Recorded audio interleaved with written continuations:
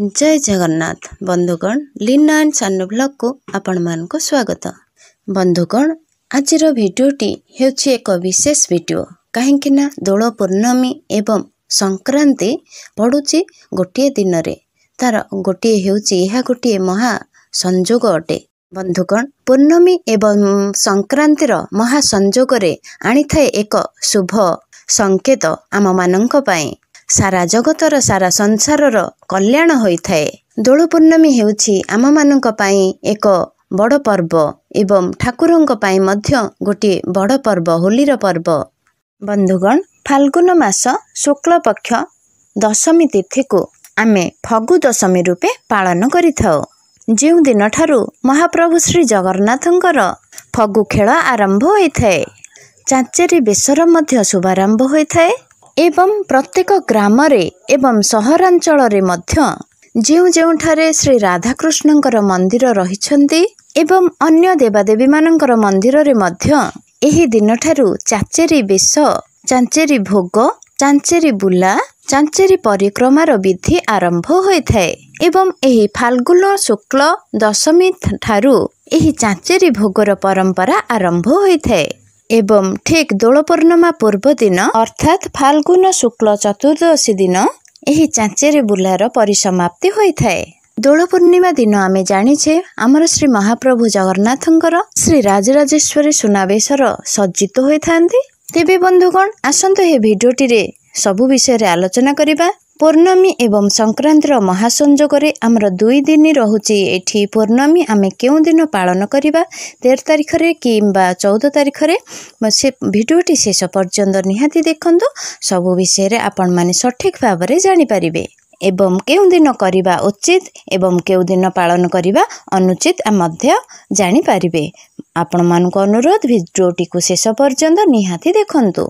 एही दिन मानंकरे आपण किपरि भावे घरे पूजा आराधना करिवे से विषय आलोचना करिबा।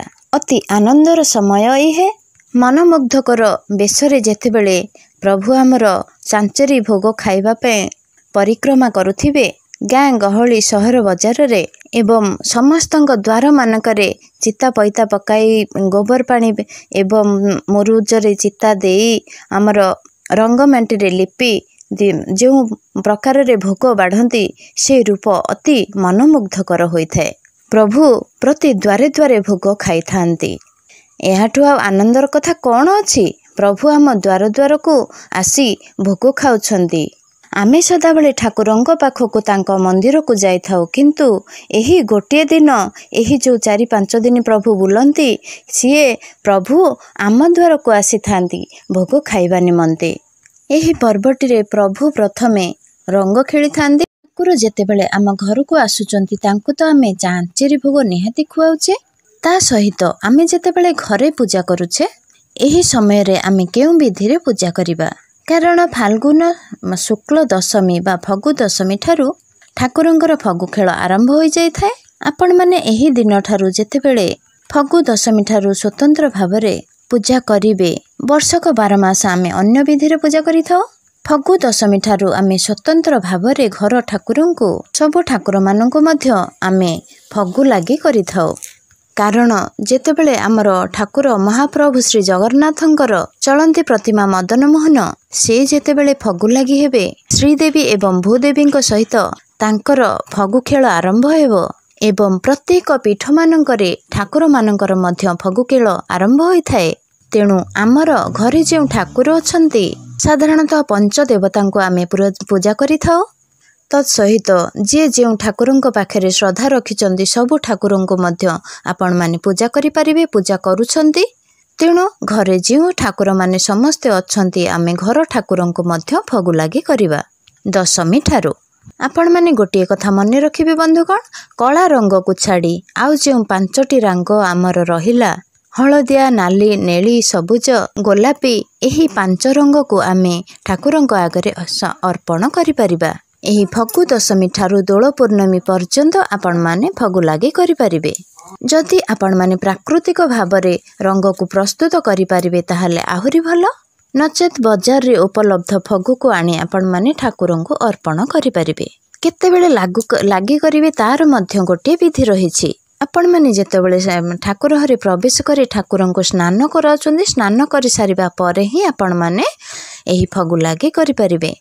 आपण मैंने ठाकुर को फूल चंदन तो निहाती देउचन्ती से फूल चंदन अर्पण कर सारला परे आपण मैंने एही फगु को प्रभु को सम्मुख रे प्रदान करिवे बा लागी कराइबे।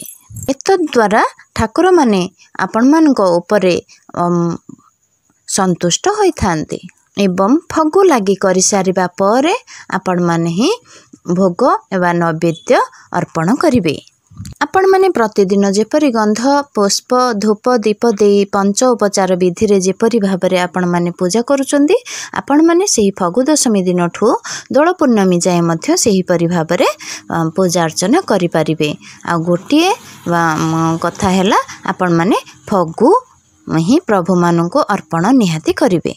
बंधुगण आपण माने जानिछन्ति कि नाही मु तो जानि नाही किंतु आपण माने एही समय रे ठाकुरन को आगे ई फगु दशमी दिन ठारू गाँ गहली रे जहा को कहंती खुड़िया चना बा माटी चना ताकू ही आमे माने भोग लगाई थाउ।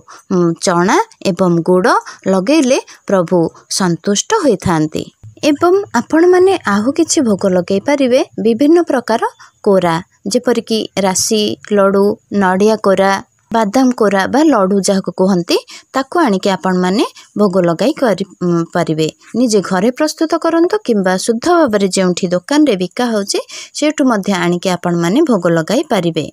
साकर इत्यादि भोग लगाई पारिबे। नहले एटा जेहेतु फाल्गुन मास फल भी मिली थाए तो ऋतुकालीन फल जेपरिकी सेऊ कदली कमला अंगूर डालिंब एवं पिजुली यही गुड़ी को मध्य भोग लगाई पारिबे आपण माने। आउ गोटे विशेष कथा है आमे यही दोल पूर्णमी को आंब महुल खिया बोली कही थाउ।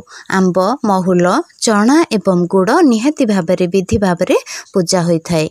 दोल पूर्णमी दिन ठाकुर को प्रथमे समर्पण कले तापरे कहती जाई आंब खाती नहले ता आगुरु दोल पूर्णमी आगुरु कसी आंब होई थाए एवं मार्केट रे भी पाचिला आंब बिका हुए से आंब को जमा ग्रहण करिबा कथा नुहे। जेहेतु आमे प्रभु को अर्पण करिना तो आमे से आंब खाइबा अनुचित।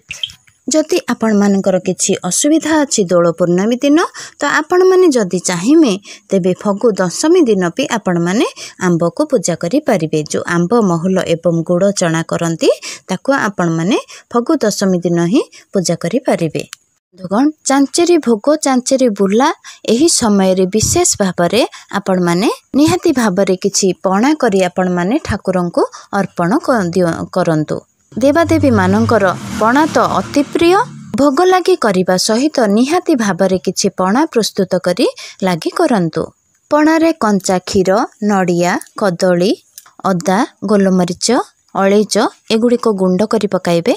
गुजराती विभिन्न प्रकार ऋतुकालीन फल ता सहित श्री कर्पूर टिके मध्य पकाइबे। पकई ठाकुर मानू यही पणारे गुड़ टिके पकईले आहुरी भल गुड़ पणा प्रस्तुत कले आहुरी भल ठाकुर मानू निहाती भाव में अर्पण करंतु। बंधुगण आंब कसी टिके पकेबाकू जमा भी भूलिबे नहीं। बंधुगण मु आपण मानक जो विधि गुड़िक कहली आपण मैंने जदि यही अनुसार विधि गुड़िक पालन करती ताहले आपण मानक उपरे प्रभु निहाती भाव में संतुष्ट हेबे।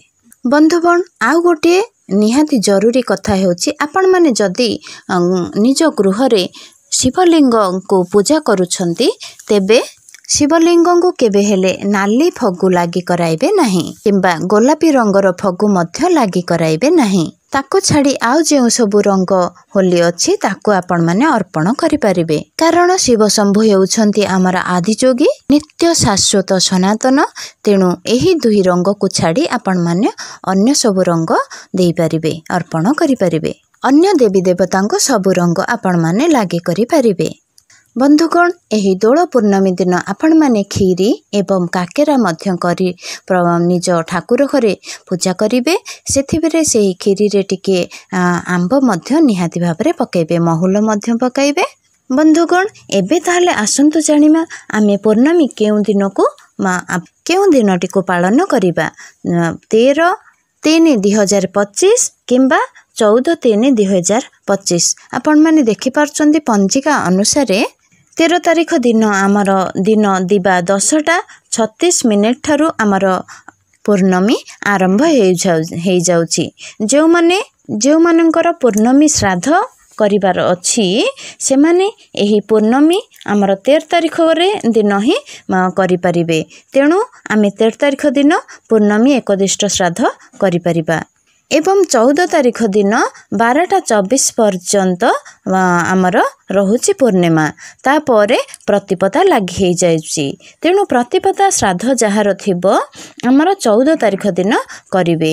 तेणु आपण माने आमर तो 13 तारिख दिन एकदिष्ट श्राद्ध जेहेतु लेखुची सेथिपे आमे पूर्णमी 13 तारिख दिन ही पालन करिबा। किंतु पूजा विधि आमे 10:36 पर ही प्रभु को आमे पूर्णमी दिन भोग लगी कराइबा।